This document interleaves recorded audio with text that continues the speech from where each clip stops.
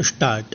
मनुष्य को किसी भी कार्य को आरंभ करने से पूर्व सोच समझ लेना पड़ता है। विराम।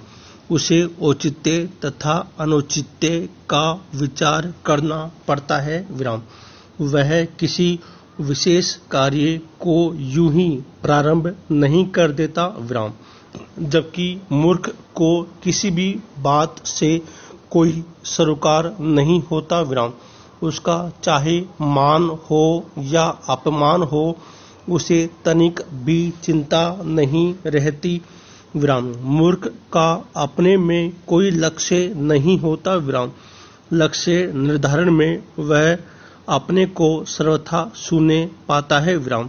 उसे जिस किसी काम में डाल दिया जाए, बस उसे करता जाएगा। विराम। उसके परिणाम से वह नितांत अनभिज्ञ होता है। विराम। अर्थात जो मनुष्य साहित्य संगीत कला से हीन है, वह तुच्छ तथा सींग रहित पशु है। विराम। बुद्धिमान वही है जो साहित्य संगीत और कला का व्यसनी हो। विराम। अन्यथा वह इस धरती पर भार के समान है। विराम। अपनी उदर पूर्ति के साधन प्राप्त करने में ही मूर्ख अपने कर्तव्य की इतिश्री समझता है। विराम। किसी भी समाज या देश में ऐसे लोगों से क्या लाभ हो सकता है, और फिर ये अधिक संख्या में हो तो वे समाज या देश के लिए कहाँ तक हितकर सिद्ध हो सकते हैं। विराम। यह एक विचारणीय प्रश्न है। विराम। ऐसे लोगों पर यदि परिवार का भार है, तो क्या वे परिवार को सही दिशा दे सकेंगे, उसका मार्गदर्शन कर सकेंगे। विराम।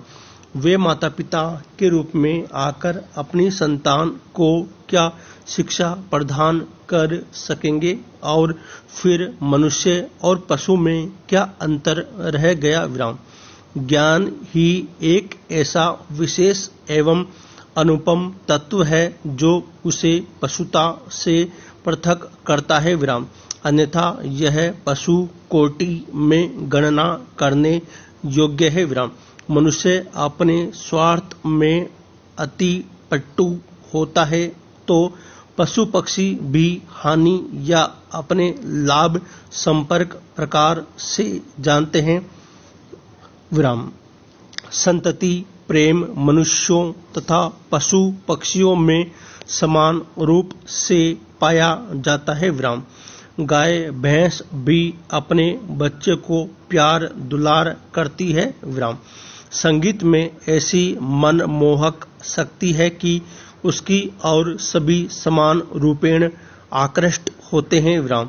एक बधिक के वश में मृग भी सुगमता से नहीं आ जाता, और संगीत सुनकर वह इतना आनंद विभोर हो जाता है कि वह आंखें मूंद लेता है। विराम। वधिक वाण मारकर उसकी जान ले लेता है। विराम। कलाकार तथा गुणवान मनुष्य का सम्मान सर्वत्र होता है। विराम। मूर्ख व्यक्ति का कोई समादर नहीं करता है। विराम। सारांश यह है कि अनेक गुण तथा व्यवहार ऐसे हैं जो मनुष्यों की तरह से ही पशुओं में पाए जाते हैं। विराम। पशुओं और पक्षियों में भी एकता पाई जाती है। विराम। उदाहरणार्थ, एक बंदर कहीं फंस जाए तो उसे बचाने के लिए अनेक वानर वहां एकत्रित हो जाते हैं। विराम। केवल शिक्षा या ज्ञान ही एक ऐसा सूक्ष्म तत्व है जो मनुष्य को पशु से श्रेष्ठ प्रमाणित करता है। विराम। उपर्युक्त तथ्यों पर दृष्टि डालने से यह तथ्य सामने आता है कि साक्षर होना मनुष्य के लिए बहुत ही आवश्यक है। विराम।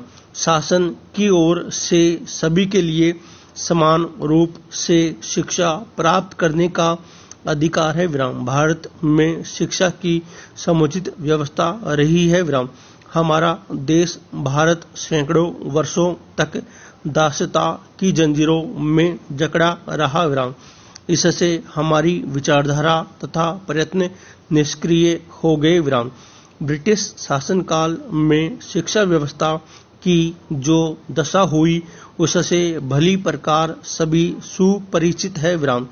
उन लोगों का तो यही विचार था कि भारतीय संस्कृति और साहित्य का मूलोच्छेदन ही कर दिया जाए और इस विचार को उन्होंने कार्य रूप में बदलने का पूरा प्रयास किया। विराम। यह स्पष्ट है कि निरक्षरता के उन्मूलन के बाद ही हमारा देश सच्चे अर्थ में समस्त क्षेत्रों में प्रगति कर सकता है। विराम। निरक्षरता समाज के लिए तथा देश के लिए अभिशाप है, कलंक है। विराम।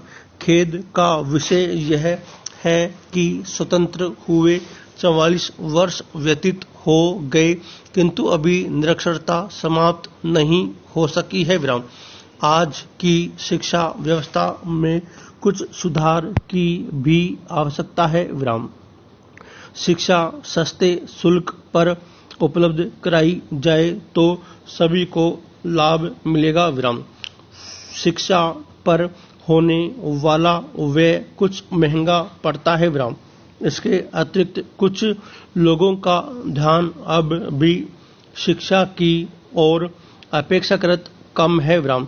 हमारे राष्ट्र कर कल्याण तभी संभव है जबकि हमारे देशवासी साक्षरता की दिशा में ठोस कदम उठाए और निरक्षरता के निवारणार्थ यथासंभव सच्चे अर्थ में प्रयत्न करें। वह दिन वास्तव में कितना सुखद होगा जबकि निरक्षरता पूर्णतः समाप्त हो जाएगी अथवा बहुत कम प्रतिशत में ही रह जाएगी। विराम।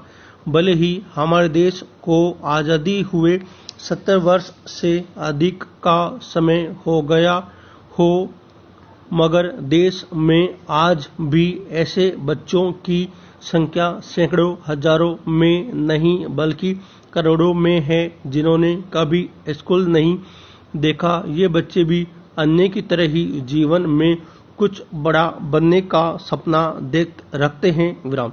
मगर कमजोर सामाजिक आर्थिक पृष्ठभूमि के चलते वे अपने स्वप्न को साकार नहीं कर पाते हैं। विराम। ग्रामीण क्षेत्रों में इस प्रकार के बच्चों की संख्या ग्रामीण क्षेत्रों में अधिक है। विराम। इन क्षेत्रों में बालिकाओं की शिक्षा की स्थिति भी दयनीय है। मात्र अल्पायु में ही इन्हें घर तथा खेत के काम में लगा दिया जाता है। विराम। लड़कों की तुलना में लड़कियों के लिए शिक्षा के अवसर बेहद सीमित है। विराम।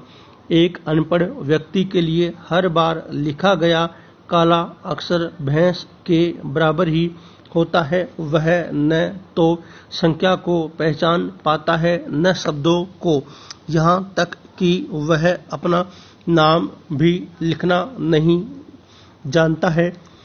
विराम। वह लिखने पढ़ने की इस दुनिया से स्वयं को कटा सा महसूस करता है। विराम। एक समय था जब निरक्षरों की तादाद बहुत अधिक थी। इक्के दुक्के ही लोग पढ़ी हुई सामग्री पढ़ पाते थे। जब कभी उनके लिए कोई चिट्ठी या कागज आता तो वे गांव के पंडित या किसी पढ़े लिखे व्यक्ति के पास बचवाने के लिए जाया करते थे। मगर आज समय बहुत आगे बढ़ रहा है। विराम।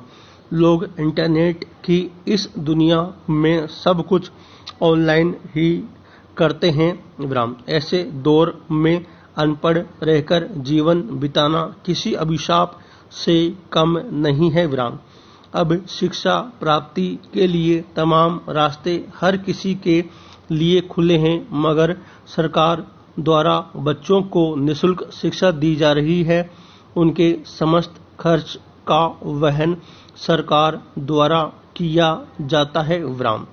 सुबह शाम की कक्षाओं में बच्चे अपनी सुविधा के अनुसार शिक्षा अर्जित कर सकते हैं। विराम।